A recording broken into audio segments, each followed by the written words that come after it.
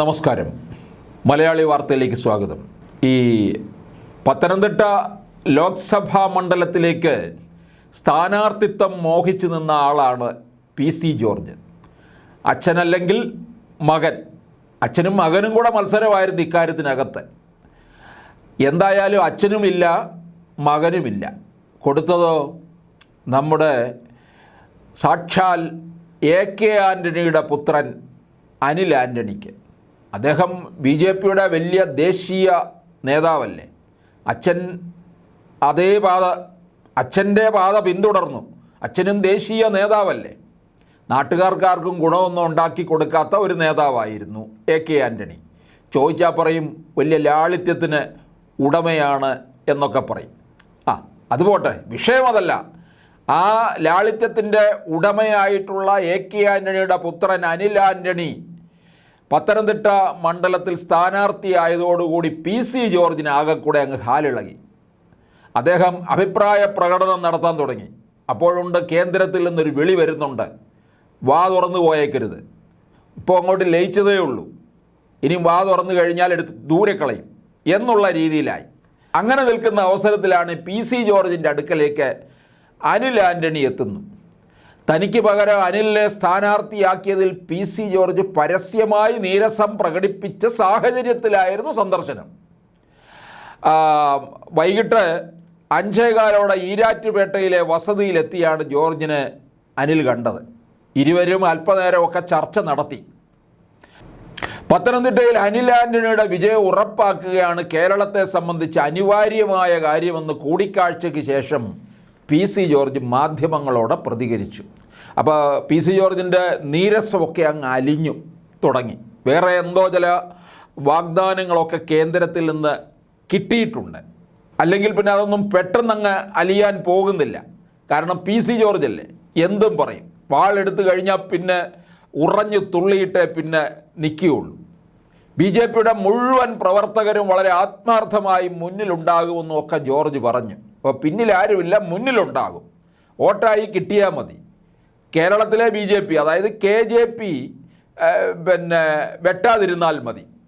PC George സ്ഥാനാർത്ഥിയായാൽ കൊള്ളാമെന്ന അഭിപ്രായം ഉയർന്നിരുന്നു. പിണറായിയോട് അവന് മനസ്സിൽ ശത്രുത കാണും. കേരളത്തിലെ ജനങ്ങൾക്ക് മുന്നിൽ അനിൽ ആൻ്റണി എന്ന് പറഞ്ഞാൽ AK ആൻ്റണിയുടെ മകനാണ്. അത് വലിയ അംഗീകാരമാണ്. അപ്പോൾ ആ പേര് പറഞ്ഞായിരിക്കും വോട്ട് പിടിക്കുന്നത്.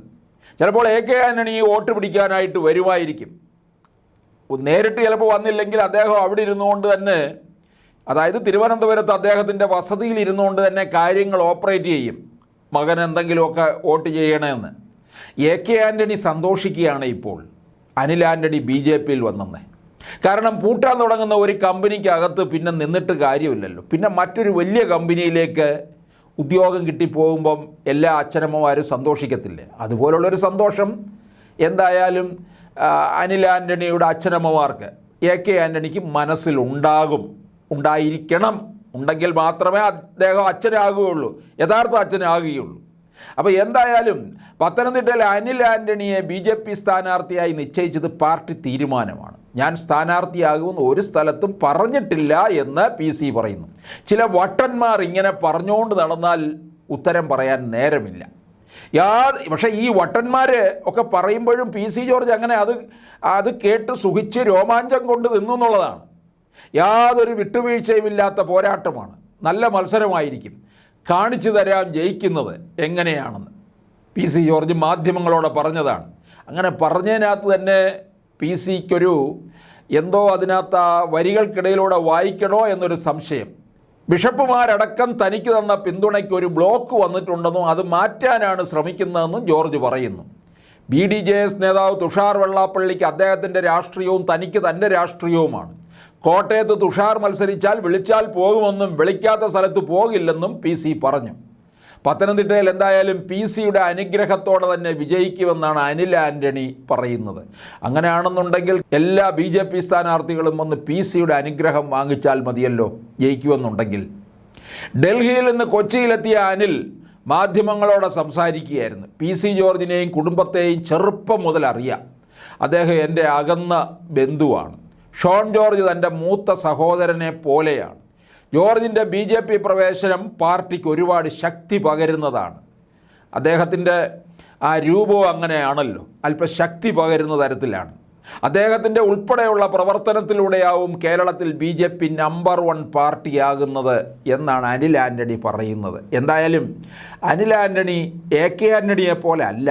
കാര്യങ്ങളൊക്കെ നല്ല തന്ത്രത്തിൽ സോപ്പിട്ട് കാര്യങ്ങൾ മുമ്പോട്ട് കൊണ്ടുപോകാൻ അറിയാം. ഏതായാലും അനിൽ ആൻ്റണി വിജയിച്ചു വരും എന്നാണ് PC ജോർജ് പറയുന്നത്, അനിൽ ആൻ്റണിയും പറയുന്നത്. അതൊക്കെ നല്ലത് തന്നെയാണ്. എല്ലാവരും അങ്ങനെയല്ലേ പറയത്തുള്ളൂ. ഒരു സ്വതന്ത്രൻ പോലും അങ്ങനെ പറയത്തുള്ളൂ.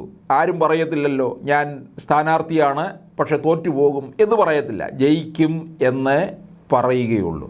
അനിൽ ആൻ്റണി പത്തനംതിട്ടയിൽ എത്ര വോട്ട് പിടിക്കുമെന്ന് നമുക്ക് എന്തായാലും കാത്തിരുന്ന് കാണേണ്ട കാര്യമാണ്. PC ജോർജിനെ അടിയിൽ കൂടെ പണിയുമോ എന്നാണ് ഇനി അറിയേണ്ടത്.